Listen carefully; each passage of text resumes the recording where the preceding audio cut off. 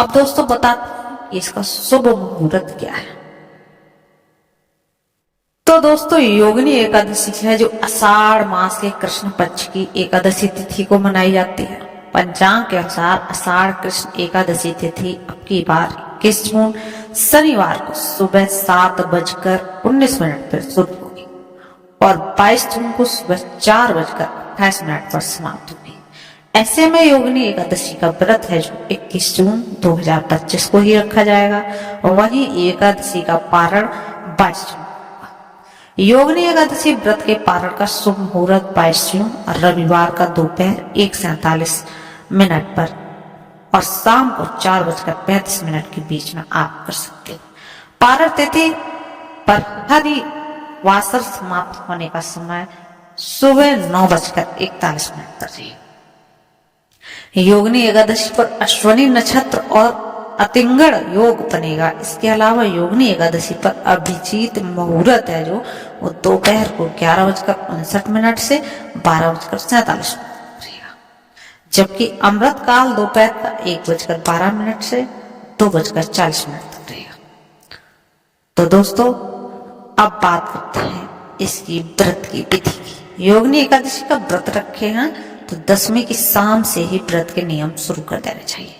दशमी की रात को गेहूं, जौ, मूंग की दाल आदि का सेवन नहीं करना चाहिए। इसके नमक का सेवन भी नहीं करना चाहिए। एकादशी के लिए स्नान आदि के बाद व्रत का संकल्प लें। इसके बाद कलश में भगवान विष्णु की प्रतिमा की स्थापना करके इसका विधि पूर्वक पूजन करें और व्रत के पारण से पहले दान पुण्य दोस्तों अवश्य करें। दोस्तों आज हम आपको सुनाने वाले हैं योगिनी एकादशी व्रत कथा। तो सबसे पहले आपको बता देते हैं इसका महत्व क्या है, इसको रखने से क्या फल मिलता है, उसके बाद आपको हम कथा सुनाएंगे। दोस्तों हर एकादशी का अपना अलग महत्व होता है। इन्हीं अलग अलग विशेषताओं के कारण इनके नाम भी अलग अलग रखे गए हैं। प्रत्येक वर्ष में 24 एकादशियां होती हैं। मल मास की एकादशियों को मिलाकर इनकी संख्या 26 हो जाती है। इन्हीं एकादशियों में एक एकादशी आषाढ़ मास के कृष्ण पक्ष की एकादशी जिसे योगिनी एकादशी कहते हैं जो अभी आने वाली है। योगिनी एकादशी का उपवास रखने से समस्त पापों का दोस्तों नाश होता है तथा इस योग में तो भोगते ही और परलोक में मुक्ति भी मिलती है। योगिनी एकादशी व्रत कथा की बात करें तो चलिए दोस्तों अब शुरू करते हैं। महाभारत काल की बात है कि एक बार धर्मराज युधिष्ठिर ने भगवान श्री कृष्ण से कहा, हे त्रिलोकीनाथ, मैंने जेठ माह के शुक्ल पक्ष की निर्जला एकादशी की कथा तो सुनी है। अब आप कृपा करें कि आषाढ़ माह की कृष्ण पक्ष की एकादशी जो कथा आती है उसकी कथा हमें सुनाइए। श्री कृष्ण ने कहा, हे पांडुपुत्र, आषाढ़ माह की कृष्ण पक्ष की एकादशी का नाम योगिनी एकादशी है। इसके व्रत से सभी पाप नष्ट हो जाते हैं और यह व्रत इस लोक में भोग तथा परलोक में मुक्ति दिलाने वाला है। हे धर्मराज, यह एकादशी तीनों लोकों में प्रसिद्ध है। इसके व्रत से सभी पाप नष्ट हो जाते हैं। तो मैं पुराण में कही हुई कथा सुनाता हूँ, ध्यान पूर्वक सुनो। कुबेर नाम का एक राजा अलकापुरी नाम की नगरी में राज करता था। वह शिव भक्त था। उसका हेममाली उनका हेम जो माली था नामक एक यक्ष सेवक था जो उनकी पूजा के लिए फूल लाया करता था। हेममाली की विशालाक्षी नाम की अति सुंदर स्त्री भी थी। एक दिन वह मानसरोवर से पुष्प लेकर आया, किंतु कामासक्त होने के कारण पुष्पों को रखकर अपनी स्त्री के साथ रमण करने लगा। इस भोग विलास में दोपहर हो गई। हेममाली की राह देखते देखते जब राजा कुबेर को दोपहर हो गई, उसने क्रोध पूर्वक अपने सेवकों को आज्ञा दी कि तुम लोग जाकर पता करो कि जो माली है हेममाली अभी तक पुष्प लेकर क्यों नहीं आया। जब सेवकों ने उसका पता लगाया तो राजा के पास जाकर बताया कि ये राजन, वह अपनी हेममाली अपनी स्त्री के साथ रमण कर रहा है। इस बात को सुन राजा कुबेर ने हेममाली को बुलाने की आज्ञा दी। डर से कांपता हुआ हेममाली राजा के सामने उपस्थित हो गया। उसे देखकर कुबेर को अत्यंत क्रोध आया और उसने होंठ फड़फड़ाने लगे। राजा ने कहा, अरे अधम, तूने मेरे परम पूजनीय देवों के देव भगवान शिव जी का अपमान किया है। मैं तुझे श्राप देता हूँ कि तू स्त्री के वियोग में तड़पे और मृत्यु लोक में जाकर कोड़ी का जीवन व्यतीत करे। फिर क्या था, कुबेर के श्राप से वह तत्क्षण ही स्वर्ग से पृथ्वी पर गिरा और कोड़ी हो गया। उसकी स्त्री भी उसके बिछड़ गई। मृत्यु लोक में आकर उसने अनेक भयंकर कष्ट भोगे, किंतु शिव की कृपा से उसकी बुद्धि मलिन न हुई और वह पूर्व जन्म की विशुद्ध उसे बनी रही। अनेक कष्टों को भोगते हुए अपने पूर्व जन्म के कुकर्मों को याद करता हुआ वह हिमालय पर्वत की तरफ चल पड़ा। चलते चलते वह मार्कंड ऋषि के आश्रम में जा पहुंचा। वह ऋषि अत्यंत वृद्ध और तपस्वी भी थे। वह दूसरे ब्रह्मा के समान प्रतीत हो रहे थे। उनका वह आश्रम ब्रह्मा के सभा के समान शोभा दे रहा था। ऋषि के देखकर हेममाली वहां गया और उन्हें प्रणाम करके उनके चरणों में गिर गया। हेममाली को देखकर मार्कंड ऋषि ने कहा, तूने कौन से निर्कष्ट काम किए हैं जिससे तू कोढ़ी हुआ है और भयानक कष्ट भोग रहा है?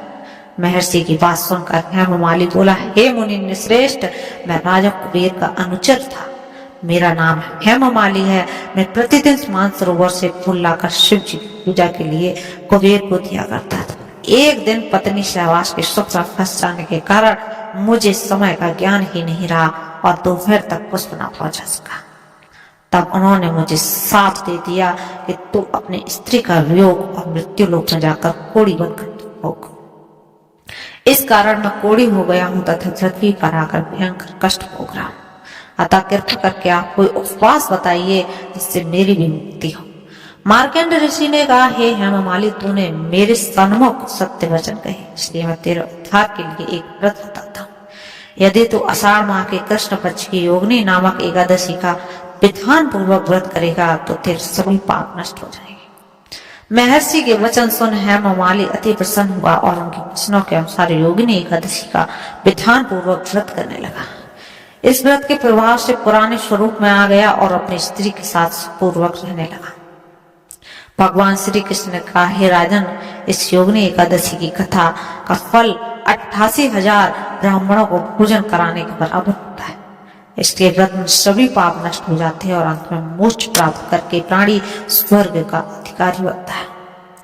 ऐसी योगिनी एकादशी का प्रभाव है, महत्व है। दोस्तों, आप भी योगिनी एकादशी का व्रत रखिए और अपने। अब हम आपको बता दें कि योगिनी एकादशी पर कौन कौन से ऐसे काम हैं जो हमें कदापि नहीं करने चाहिए, नहीं तो हमें उनका अवश्य भुगतान करना पड़ता है। तो दोस्तों, सबसे पहला नंबर है जो भगवान विष्णु है उनका स्मरण करो और एकादशी का व्रत आप संकल्प है अवश्य है। सुबह जल्दी उठिए और स्नान करिए और भगवान सूर्य को अर्घ्य जरूर दीजिए। मंदिर में भगवान विष्णु और माता लक्ष्मी के सामने देसी घी का दीपक जलाइए। फल फूल और सात्विक भोजन भगवान को अर्पित कीजिए। मंत्रों का जाप करिए और योगिनी एकादशी के व्रत की जो कथा है उसकी वीडियो दोस्तों हमने कल ही डाली थी, उसको आप पढ़िए जरूर। पूजा के बाद आरती करिए और प्रसाद बांटिए। तुलसी की पूजा करिए, लेकिन तुलसी पर जल चढ़ाएं या छूने से बिल्कुल बचिए। तुलसी के पौधे की दूर से परिक्रमा करें और दीपक जलाएं। चावल और तामसिक भोजन का सेवन बिल्कुल ना करें, इससे पुण्य नष्ट होता है।